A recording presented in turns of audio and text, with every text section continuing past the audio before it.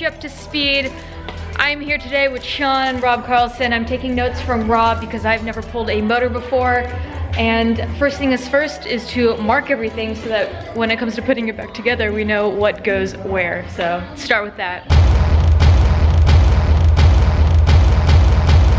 Just about everything is labeled. We're gonna lift up the car, continue labeling. Battery is out and fuel's been disconnected since yesterday, right? Yes, ma'am.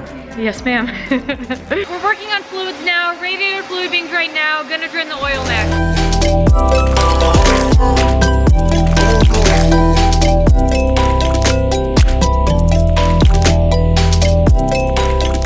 Now that that's done, we're gonna go ahead and lift the car up, remove the exhaust and lower radiator hose and continue onward.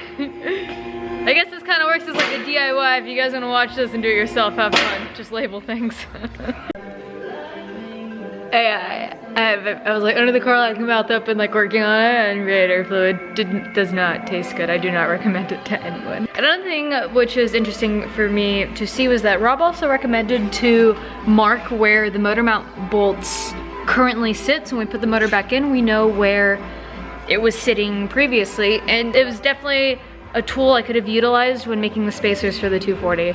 But gonna go ahead and take off the exhaust, lower radiator arm, unbolt the motor mounts, and yeah.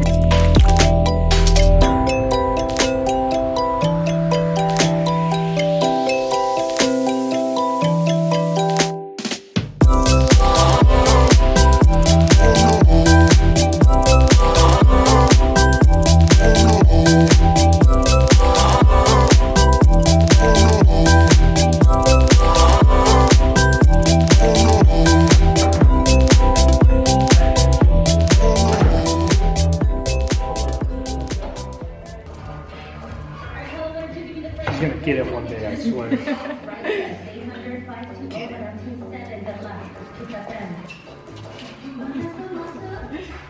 Get it, guys. Alright. Trans mounts. Yeah, I like how they took all your braces off for your intercooler. It's just like hanging. You have no mounts. Yeah, it's just hanging.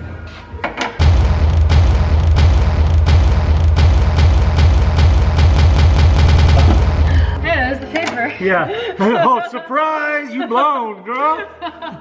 I'm not gonna let you go half-assed. You're gonna mark everything or not mark anything at all. By the end of the day, we're gonna have names on our foreheads. Watch.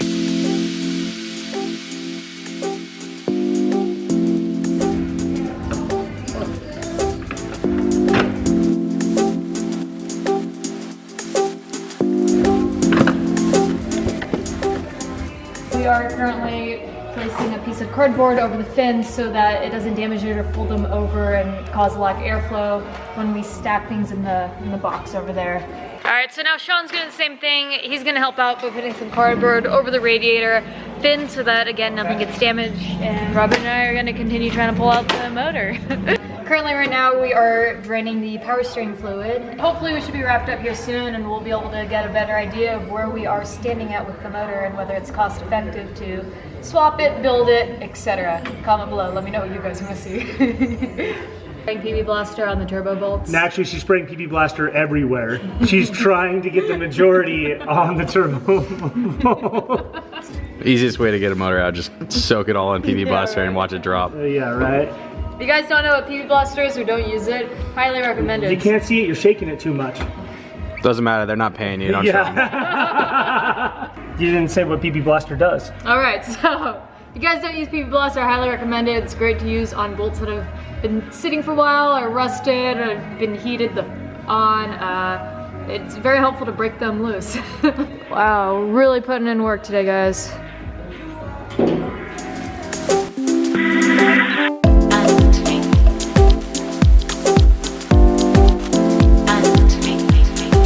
Look at that flex.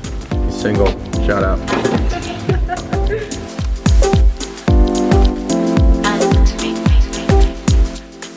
Currently trying to remove the downpipe. I have one more bolt left right underneath the turbo.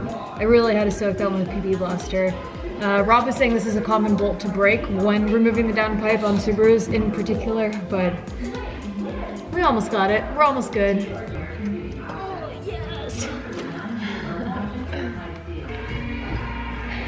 the 2 heater hoses right now, and then I'm gonna start detaching the starter.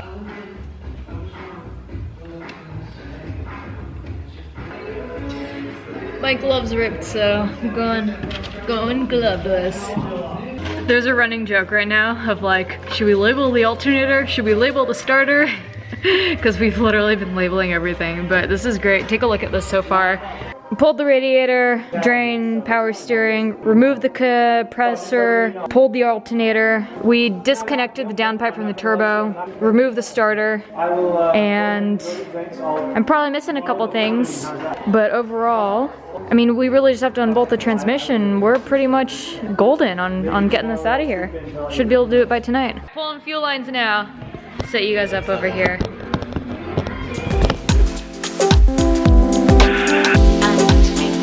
This process is taking a lot longer than expected, but that's all right. You know, I'm very grateful for the help I have because I do not know that I could pull a Subaru motor on my own, especially with how finicky these motors are. But on the last 2 transmission bolts right now, and then we gotta disconnect the ECU, but I know I keep saying we're almost there, but I truly believe that we're almost there now.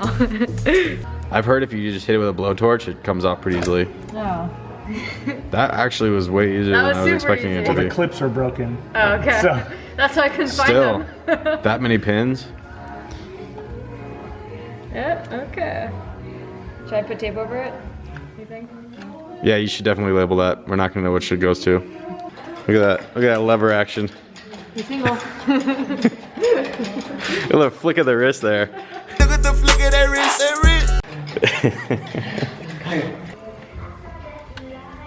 The foot action.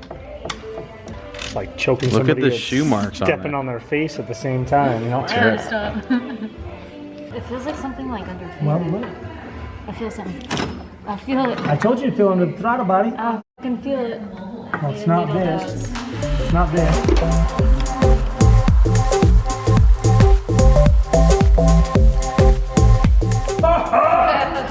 Bullets in victory! Pull the motor? Pull the motor? Pull the motor. Okay, we're finally at the part where we get to pull the motor. I can't believe this is happening right now. Is this real life? Is this real life, or is this fantasy? Caught in a landslide No escape. from reality. Pulling the motor, so I'm gonna time lapse it and enjoy. Never been so excited to pull a blown motor before. Just kidding, I don't know if it's blown. Just low compression.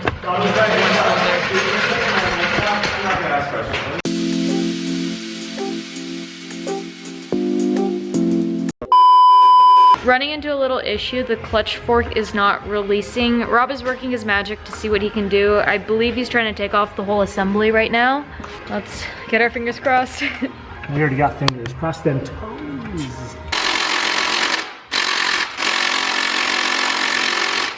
Alright, fudge it. Don't film. Things are going to get crazy. I think we're just gonna excuse me. I think we're just gonna break the clutch fork and pry this baby The off. pin holding the clutch fork won't come out. It's not releasing. We gonna have to work it. Let's do it.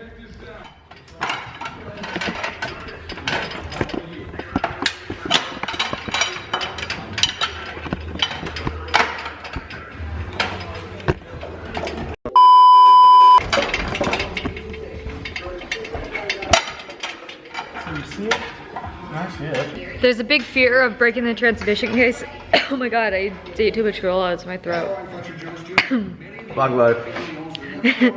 There's a big fear of breaking the transmission case, so right now, I need Rob is what I need. just taking off the pressure plate need bolt some by bolt. bolt I need the crank. and so- turn the crank by hand, so You got that this could work. It's going to work. It's gonna work. This is a four-handed job here, and we really want pizza at this point. I mean, I literally came here. I'm only working for pizza right now. Alright, look at this. No more don't. I think this might be the first, pressure plate ever removed without taking the motor off the fan. You know what? I have no idea why it's not releasing on there, but we gonna find out. Oh, stop! It's not that sensitive, but I just like the intensity.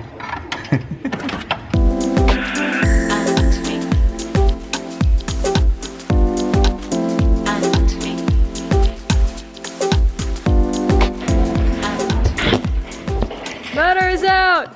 Motor is out! Now we get pizza. Look at that dance. That's the motor sound. Pizza dance!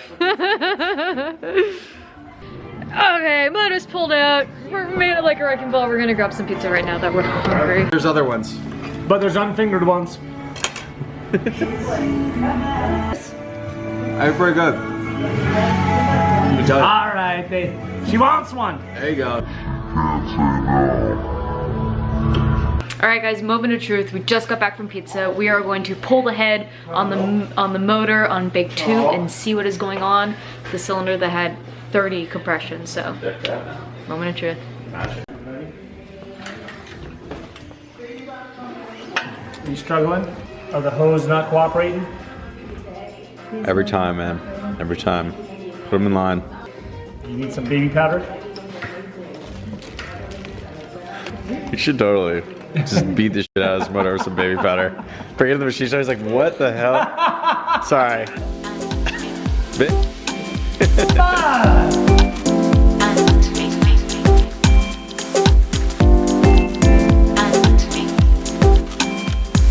All right, valve cover is off.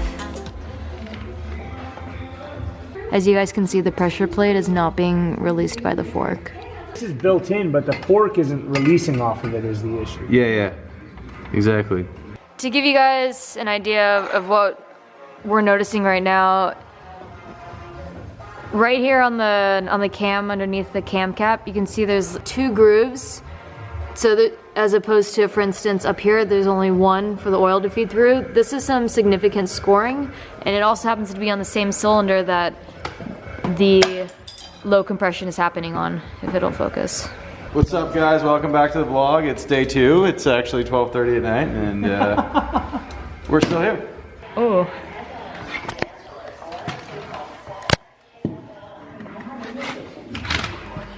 It actually looks, Amelia, like looking at the valves, they've all made contact at some point. They all have a peen and a ding in them.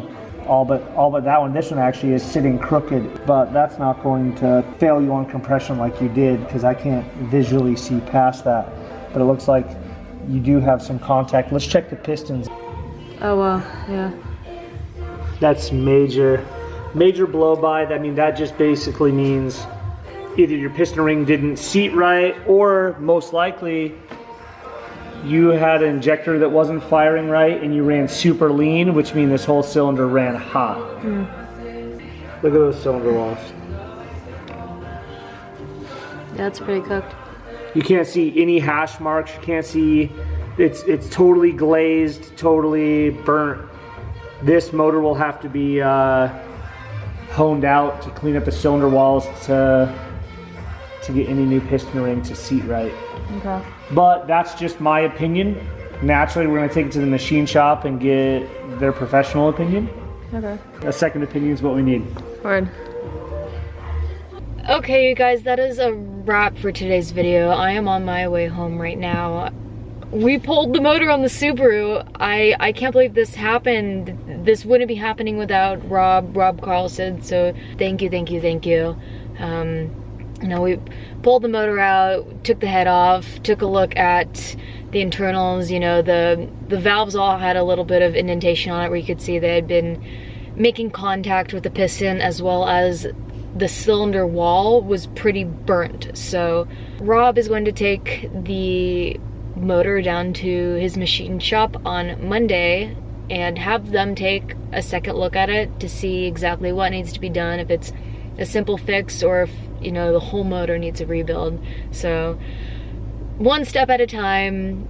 At least work is being done to the Subaru. It's nice to be able to take these steps. Hopefully one way or another the Subaru will be running soon. You know, worst case, I have to get a third motor for the car, but we shall see. It's all about getting a second opinion from a professional next. With that being said, thank you guys so much for watching. I just want to go to bed now. I'm exhausted. Don't forget, please, please, please turn on your post notifications and like this video. Bye.